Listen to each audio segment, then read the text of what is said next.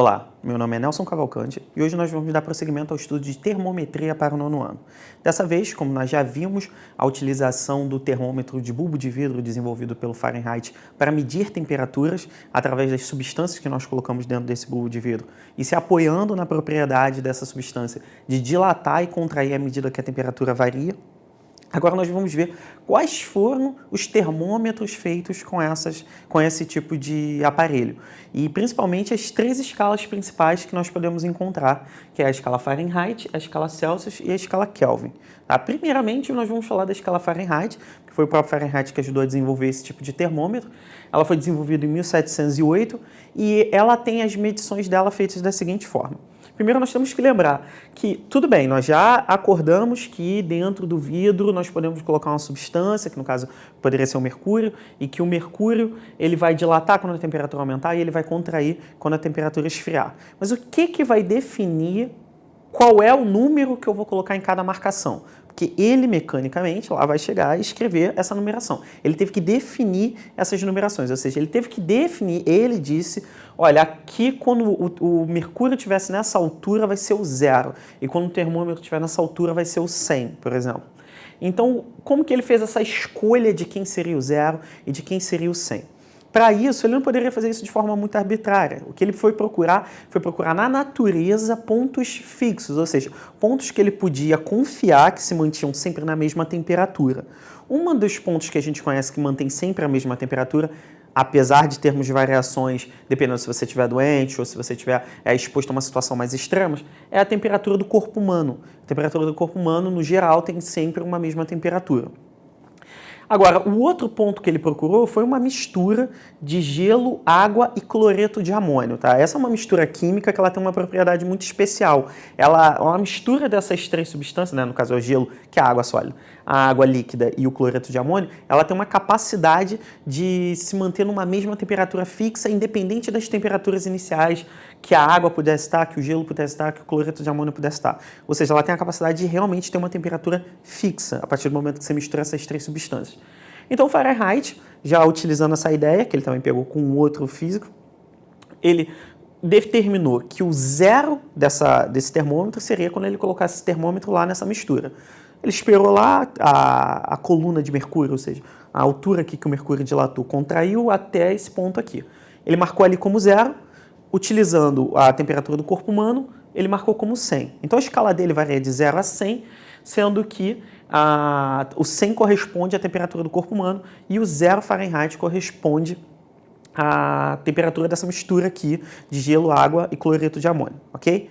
Bom, aí mais para frente, já aqui quase uns 40 anos depois, a gente tem o Celsius, tá? O Celsius utilizando também o bulbo de vidro, utilizando o mesmo tipo de a mesma forma de medir, utilizando também mercúrio, ele determinou nas marcações dele, ele utilizou uma outra marcação, ele veio definir uma outra marcação, procurando um ponto um pouquinho mais confiável, entre aspas, nessa época, que seria o ponto de congelamento da água e o ponto de ebulição da água. Como a gente sabe, a água é uma substância muito importante na natureza e ela tem 2 pontos fixos, o de congelamento e o de ebulição, dada a pressão atmosférica. Tá? Nós sabemos que essa temperatura de ebulição e essa temperatura de congelamento varia com a pressão, mas dada a pressão atmosférica a nível do mar, em condições mais normais, você encontra que ela vai ter uma temperatura fixa aqui para a água congelando e uma temperatura fixa para a água evaporando. E ele definiu que o 0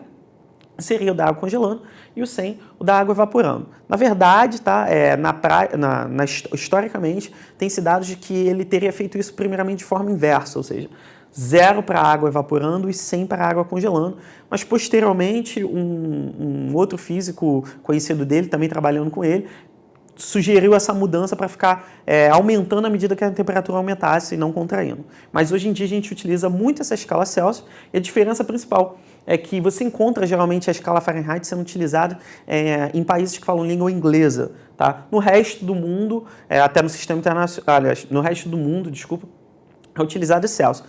E no sistema internacional, o que nós vamos ter? Nós vamos ter a temperatura em Kelvin. Agora, o Kelvin já foi aqui cerca de 100 anos depois, ele já veio atrelado ao desenvolvimento da teoria das moléculas, ou seja, a teoria de que os corpos têm essa agitação das moléculas. Foi uma coisa mais aprofundada, essa medida de temperatura, essa forma de definição de temperatura, como o grau de agitação das moléculas, que é a definição que nós utilizamos hoje. O que o Lord Kelvin fez, no caso, foi que ele foi calcular o quanto que teria que ser a temperatura para que não houvesse vibração na molécula, ou seja, qual seria a temperatura, no caso em Celsius ainda, que seria o equivalente a não ter nenhum tipo de vibração na molécula. E a temperatura que ele encontrou foi de menos 273,15, cerca de menos 273,15 graus Celsius.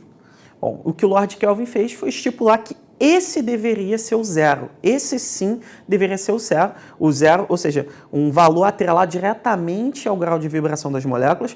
Então ele falou que se a molécula, quanto menos ela vibrasse, menor fosse a temperatura, o zero deveria ser quando a molécula não tivesse nenhuma vibração. Daí nasceu essa escala dele, que é o zero, que parte do 0 Kelvin. Tá? Esse 0 Kelvin a gente chama de zero absoluto. Na prática, nós não conseguimos ainda chegar em zero absoluto, não houve nenhum experimento que chegasse a zero absoluto, apesar de chegar muito próximo, isso devido à dificuldade da própria natureza dos materiais. E principalmente uma das coisas que você pode perceber é que na escala Kelvin você não vai ter temperaturas negativas, tá? Você vai encontrar sempre valores positivos. E um outro detalhe muito importante, em todas essas duas escalas, nós utilizamos grau na hora de usar o símbolo, ou seja, grau Fahrenheit, grau Celsius. Na temperatura em Kelvin, não. Na temperatura em Kelvin é apenas Kelvin, ok? Então essas são as três principais e agora a gente vai ver qual é a relação entre elas.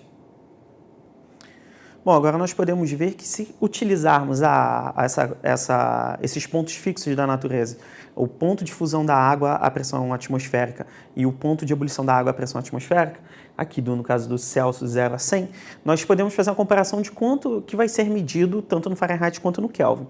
Nós podemos ver que para o ponto de fusão da água à pressão atmosférica, nós temos que 32 graus Fahrenheit, e esse aqui é o equivale a 0 graus Celsius.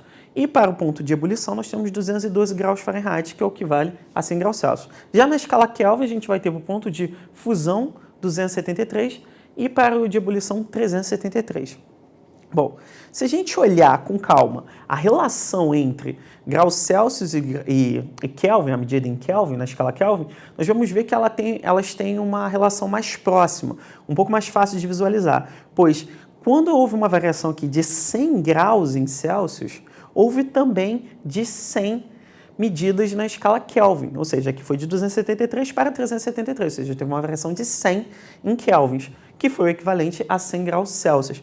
Então, nós podemos ver que essa escala Kelvin, até pelo estudo do Kelvin ter sido feito baseado no estudo em Celsius, ela segue as mesmas variações, ou seja, uma variação de 1 grau Kelvin vai equivaler a uma variação de 1 grau Celsius.